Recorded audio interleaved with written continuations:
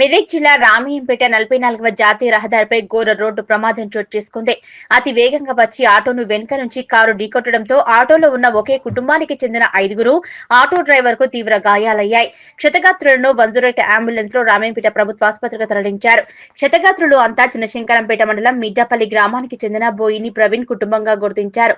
బోయిని ప్రవీణ్, అంజలిలకు తీవ్ర గాయాలు కావడంతో వారిని హైదరాబాద్ లోని ఓ ప్రైవేట్ ఆసుపత్రికి తరలించారు. ఇందిరా మానసలకు స్వల్ప గాయాలు కావడంతో రామయ్యంపేటలోని ఓ ప్రైవేట్ ఆసుపత్రిలో చికిత్స అందిస్తున్నారు. ఆటో డ్రైవర్ ముత్యాలను చికిత్స కోసం సిద్దిపేట ఆసుపత్రికి తరలించారు.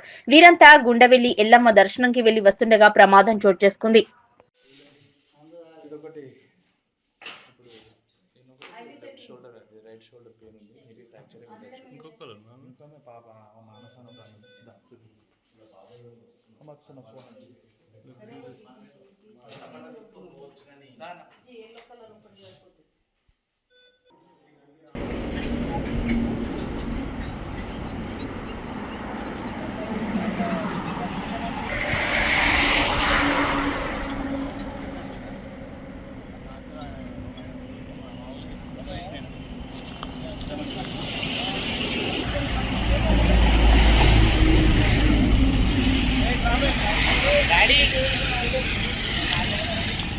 డాడీ